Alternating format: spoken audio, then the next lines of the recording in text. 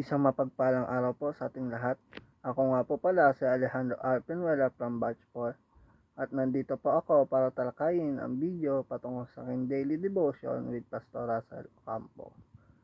Ngayong araw po ay December 23, 2025, Tuesday. Ang ating tatalakayin sa araw na ito ay ang katanungan na si Jesus ba ay si God the Father? Natatalakayin natin sa pamamagitan ng Bible verse na Isaiah chapter 9 verse 6 to 7. Jesus, the Everlasting Father, Seminary Edition. Ngayon naman po ay basahin natin ang Bible verse na Isaiah chapter 9 verse 6 to 7.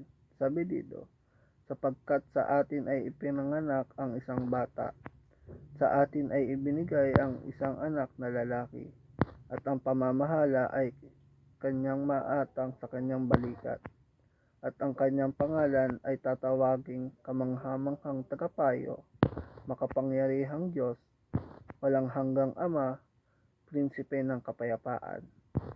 Ang paglago ng kanyang pamamahala at ng kapayapaan ay hindi magwawakas sa trono ni David at sa kanyang kaharian, upang itatag at upang alalayan ng katarungan at ng katwiran mula sa panahong ito hanggang sa magpakailanman. Isasagawa ito ng sigasig ng Panginoon ng mga hukbo. Ngayon naman po ay talakayin natin ang concept ng Jesus, the Everlasting Father, Seminary Edition. Jesus as the Everlasting Father emphasizes his unending love, care, and protection for his people. Though he is the Son, he also reveals the quality of a caring, nurturing Father who provides, leads, and sustains lives. Because of his eternal nature, his promises remain constant and reliable. Believers can find peace in his guidance, trusting that his fatherly care is perfect and unwavering for all generations. Ngayon naman po ay dumako tayo sa teachings. Number 1. Jesus is not God the Father. Bagamat kapantay at may kaparehas na fatherly nature ang ating Panginoong Jesucristo at ang ating Diyos Ama bilang Diyos, ngunit hindi sila iisa. We might have a one God with three persona, God the Father, God the Son, and the Holy Spirit, ngunit sila ay magkakaiba o hindi pare-pareho.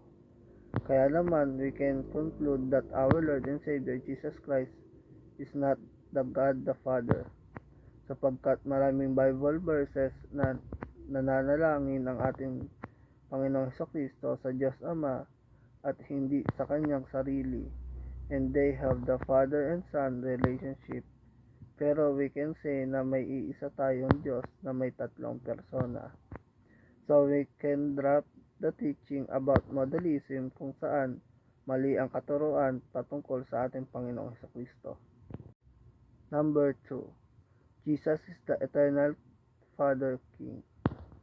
Bagamat kapantay at may parehas na fatherly nature ang ating Panginoong Jesucristo at ang ating Diyos Ama na dakila bilang Diyos, ngunit hindi sila pareho.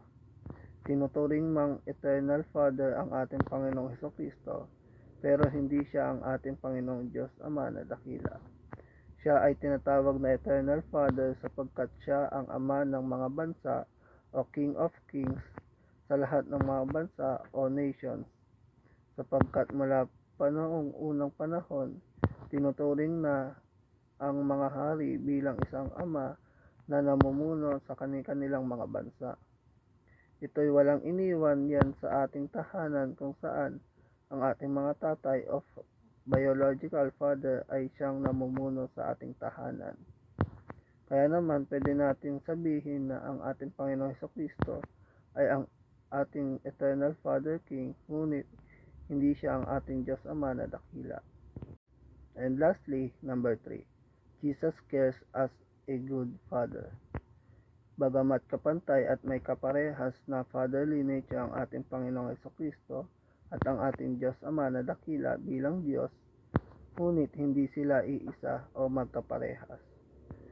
Hindi tulad ng ibang hari o namumuno sa ating mga bansa na walang pakialam sa atin at hindi tayo kilala, ngunit ang ating Panginoong Jesucristo ay may malasakit sa atin at tayo ay kanyang kilala bilang isang anak. Though He is the Son, but He also reveals the qualities of caring and nurturing Father who provides, leads, and sustains lives. Ngayon naman po ay dumako tayo sa application. Number 1. Know that Jesus cares more than you do. Bilang isang mananampalataya sa ating Panginoong Jesucristo, we must know that our Lord and Savior Jesus Christ cares and loves us more than we do and more than we know dito sa ating lupa o ating mundo. Grabe man ang ating pagmamahal sa ating kapwa, lalong-lalo na sa ating pamilya, kaibigan at mga taong mahalaga sa atin, ngunit walang mas papantay sa pagmamahal at pagmamalasakit niya sa bawat isa sa atin, lalong-lalo na sa ating sarili. Kaya naman, we can rest assured that our Lord and Savior Jesus Christ ay hindi tayo pababayaan, pati na din ang ating pamilya, kaibigan at mga mahal natin sa buhay, even tayo ay mamatay o mawala dito sa mundong ibabaw.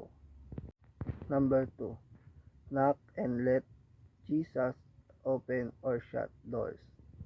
Bilang isang mananampalataya sa ating Panginoong Jesucristo, we must knock and let our Lord and Savior Jesus Christ open or shut the doors. We must also know that our Lord and Savior Jesus Christ cares and loves us more than we do and more than we know dito sa lupa. Kaya naman, pwede natin tayong kumatok at humingi ng tulong at pangangailangan natin sa Kanya, sapagkat hindi niya tayo pababayaan o hihindian, sapagkat alam niya ng ating Panginoong Jesucristo what is the best for us. Even sa ating sarili ay alam natin na ito'y makakatulong, ngunit alam niya ang mas nakakabuti sa atin.